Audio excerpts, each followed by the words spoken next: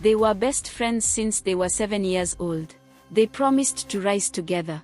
They shared everything, the same bed, the same dreams, the same future.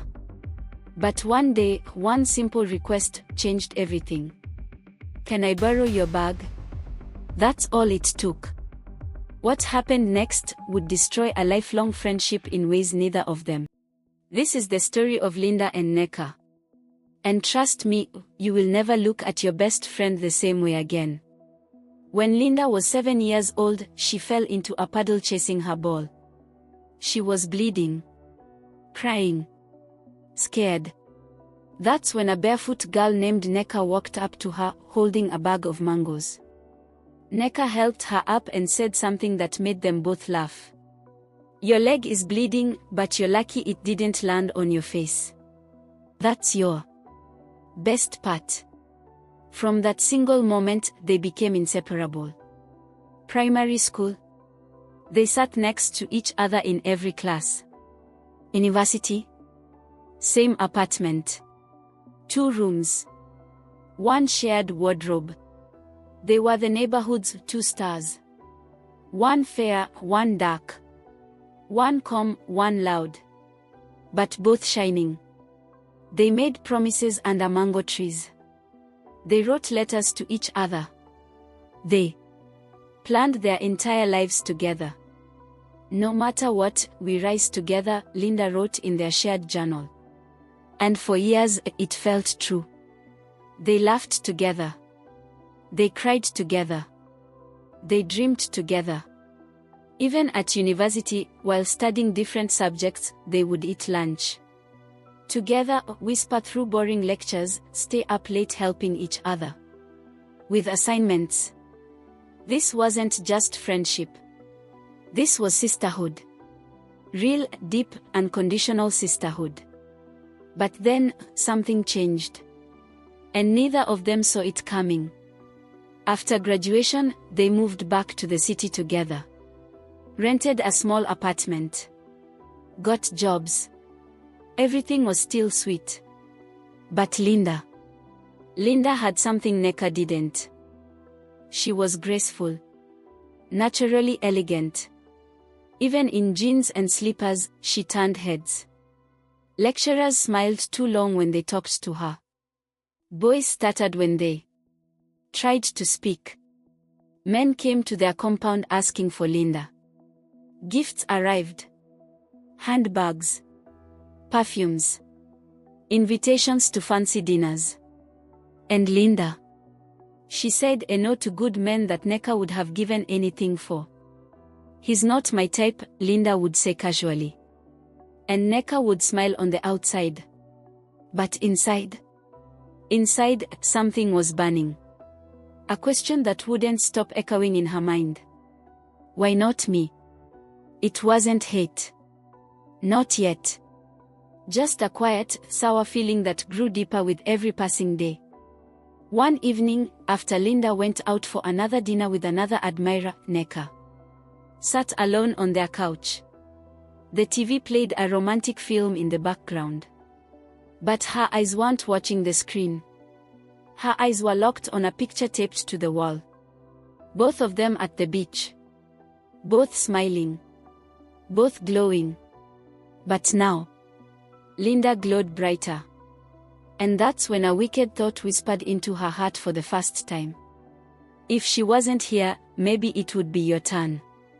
Neca shook her head and muttered, "God forbid." But the thought, it didn't leave. It just went silent, waiting.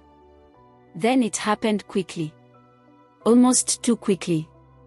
One week, Linda was just her usual self. Bubbly. Humble. Unbothered. The next week, she was going to brunches with a man who drove a white Lexus. His name was Daniel. A calm, quiet entrepreneur who was obsessed with Linda's gentleness. Within 2 weeks, he bought her a new phone. He brought groceries every weekend. He never came without flowers. And when Linda blushed and said, "I think he's the one," Neca felt something crack inside her chest. That evening, after Linda fell asleep, Neca sat on her bed in total darkness. She stared into the black void. Her hands trembled as she scrolled through her phone. Past old classmates. Past church groups. Past co-workers. Then she stopped at a contact she hadn't touched in years. A name that made her stomach turn. Mama Chidma Hubs. She typed a message. Do you still help people with personal problems? The reply came back minutes later. Yes. But some paths don't have U-turns. Neca stared at that message for a long time. Then she typed, I'm ready. There was no turning back now. The compound where Mama Chidma lived smelled like burnt wood and something rotten hiding beneath fresh herbs. It was far from the city. In a place where nobody would find you. Neca's heart pounded as she walked toward the small house. But she didn't turn back. An old woman with tired eyes and skin like cracked leather opened the door. So, you came, the woman said. Neca's lips were dry. I just want someone to stop shining so much. That's all. The old woman studied her for a long time. You're not the first to feel like this. But are you sure you want help from this road? What you start may not be easy to stop. Neca lowered her voice. She takes everything. Every good thing. I've watched her since we were children. Always first. Always favored. And now, she's going to marry a man who should have been looking at me. The woman disappeared inside. When she returned, she handed Neca a small silver pin soaked in dark oil and wrapped in black cloth. Put this inside anything she will touch with her skin. It will find the most beautiful part of her and turn it black. It won't kill her. But it will make the world turn away. Neca's hand trembled as she took it. Will she know it was me? The woman smiled without warmth. Only if you tell her. That night, Linda came home from her salon appointment, laughing and glowing. I met a woman at the shop. She told me I look like someone who will give birth to twins, Linda said happily. Neca forced a giggle. That's sweet. You do look like JOY itself. Linda dropped her purse on the bed. Do you mind if I borrow one of your small bags for tomorrow? Daniel is taking me to meet one of his cousins. Neca turned slowly. Sure. The brown one is in the top drawer. Linda didn't even sense anything. She smiled, picked up the bag, and walked away humming. Neca sat still. Her hands clenched. She had placed the pin wrapped in its oily cloth inside the side pocket, hidden beneath an old hairband. It was ready. The plan was iron motion. But a tiny piece of her, buried deep under all the bitterness, whispered. This is wrong. She swallowed hard and ignored it. The next morning, Linda got dressed in a soft pink gown and heels. Her makeup was subtle. Her smile was brighter than usual. Thanks for the bag, she said. I love how small and cute it is. Neca nodded. You're welcome. As Linda walked out the door, Neca whispered under her breath. Let's see how perfect you are tomorrow. Linda's day started like magic. Daniel took her to a fancy restaurant with gold menus and waiters wearing gloves. He held her hand across the table. He spoke about his dreams. He called her home. Her heart was full. But as she reached into the bag to grab her lip gloss, she felt it. A sharp stab. Ah, she gasped, pulling her hand back. A small prick on her index finger. No blood. Just a faint sting. Probably just a pin or earring, she muttered and smiled it off. But by the time she got home that night, her finger had gone red. By midnight, the swelling had spread to her hand. The next morning, Linda woke with a scream. Her hand had turned puffy, tight, heavy, and dark like bruised charcoal. She couldn't move her fingers properly. Neca rushed to her room in fake panic. What happened? They went to the hospital. Doctor after doctor examined her. Confused. There's no infection. No cuts. No sign of trauma. But it hurts.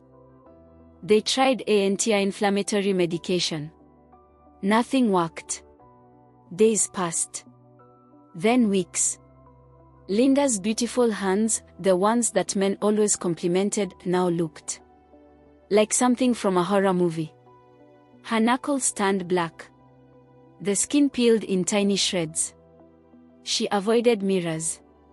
She avoided Daniel's calls. When Daniel finally showed up and saw her hand, she saw the discomfort in his eyes. And that hurt more than the pain. At home, Neca brought her food, helped her with chores, sat with her. I'm so sorry this is happening to you, Neca whispered one night. But inside, Neca was satisfied. It was working. Linda's beauty was disappearing. One night, Linda had a dream. She was reaching into Neca's bag. When she pulled her hand out, it was covered in blood. Behind her, someone laughed. But the face was hidden.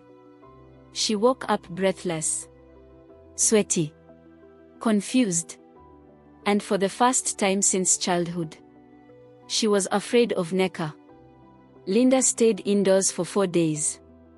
Her hand was peeling in thick, flaky patches. The color was turning from angry red to a frightening shade of dark gray. It looked bruised, damaged, almost burnt. Yet there had been no fire. She couldn't hide it anymore. Not from herself. Not from Daniel. He was pulling away. One afternoon, Linda caught a glimpse of herself in the mirror. Her hair was scattered. Her eyes were sunken. Her right arm was unrecognizable. Her beauty, what she'd never even bragged about, was disappearing. What is this? She whispered. What kind of sickness doesn't respond to medicine? That evening, after yet another failed hospital visit, Linda sat outside the hospital gate. Her back was pressed against a low wall. She was tired. Her hand ached. Her heart was heavy. Then, a woman sat beside her. An old woman in a faded yellow wrapper. She said nothing at first. Then she spoke softly. They won't find what they're not trained to see. Doctors treat what they understand. But this. She pointed at Linda's hand without even looking at it. This came from another place. A place close to you. Linda's mouth opened. How do you know that? The woman reached into her wrapper and pulled out a small torn piece of paper. She pressed it into Linda's hand. Go here today before sunset. Don't tell anyone. Especially not the one who shares your roof. Then the woman stood up and walked away. Just vanished. Linda sat frozen, gripping the paper. She didn't go back home. She went straight to the address. The house was small and low, painted in dull cream. The air smelled of burning herbs and something metallic. A man sat in the center of the floor, surrounded by bowls of dark water. His head was bald. His eyes were pale. Almost white. You're late, he said. Linda unwrapped her hand. The man didn't flinch. He looked at her palm for a few seconds, then placed a single leaf on it. It shriveled instantly. It's not sickness. It's a curse carried through something you touched. A bug. Tears stung Linda's eyes. The man took a bowl, dipped his fingers in it, and began rubbing a thick paste on her hand. He murmured in a language she didn't know. Linda felt heat rise in her arm. Then cold. Then nothing. Her eyes grew heavy. She passed out. When she woke up, the room was dark. The man was gone. Her hand was clean. The swelling had gone down. The color had returned. The skin was smooth, almost like it had never happened. Linda sat up slowly, her mouth open in disbelief. A woman handed her a bottle of warm water. He said, "Remember what you were told. Your light is back, but the one who tried to kill it is still watching." Linda returned home just after 5 a.m. She tiptoed to the trash bin and found the brown bag.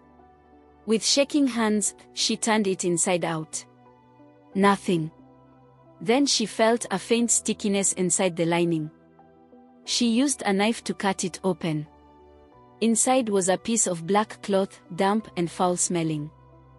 Stuck to it was a tiny pin with a trace of dark oil. Her knees gave way. She dropped to the kitchen floor, trembling. Oh God! It was real. This was no accident. The person she had trusted most in the world had done this to her. It was Neca. Days passed. Linda became silent but alert. She cooked her own food. She drank only what she poured herself. She prayed quietly at night. And she watched Neca very carefully. Neca noticed the change immediately. Linda wasn't just healed physically. She was different. She was strong. She was aware. Neca's eyes grew wide with panic. Her fingers gripped the knife she was holding. Linda wasn't supposed to be fine. She wasn't supposed to be glowing again. What did she do? Who helped her? Then one evening, Neca received a message. She opened a contact saved only with a black heart emoji. No name. Are you available this weekend? I need it done. But this time I want it clean. Permanent. The reply came in less than 5 minutes. Where and when?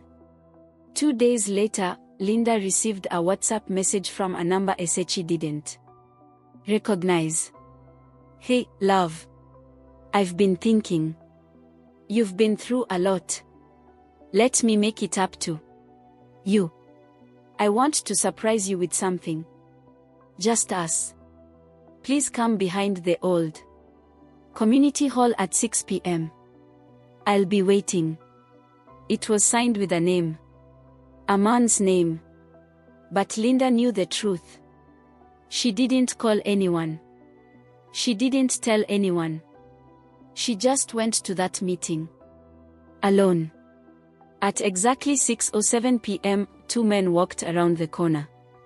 When they saw Linda, they froze. The shorter one stepped closer, eyes wide. Wait. You're Linda. Yes, she said calmly. The man's face went pale. You helped my wife at the hospital. You paid her bills when I was stranded. Do you remember me? Linda nodded faintly.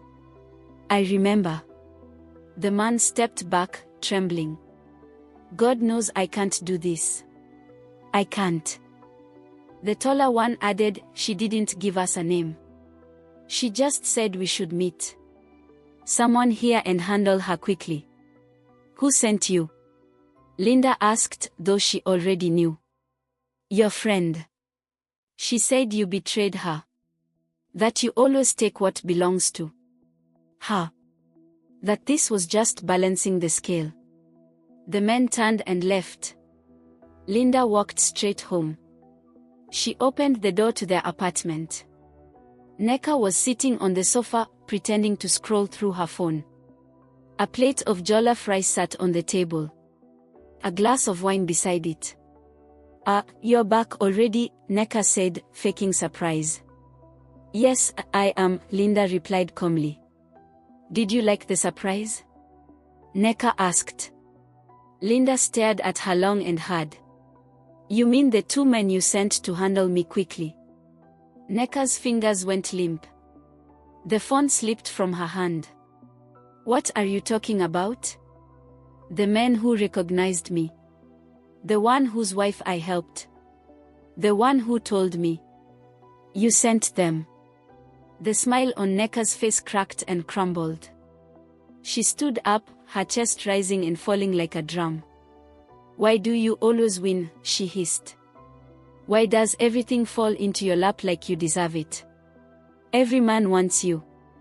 Every job favors you. Even your sickness couldn't stay. You healed and made it look like I was mad. So you tried to kill me, Linda whispered. Not kill. Just remove. Erase. Let people finally see me for once. Then the door burst open. Two police officers entered, followed by the two men from the building. Neca, one officer said, you're under arrest for conspiracy to commit grievous harm and attempted murder. Neca backed away, tears forming. No. I didn't mean to. She ruined my life. You ruined your own, Linda whispered. They cuffed her. She didn't resist. Just stared at Linda with a mix of rage, regret, and something like grief. He would have loved me, Neca said as they dragged her out. Daniel would have picked me if you weren't in the way. The door closed behind her. Silence returned. But this time, it was safe.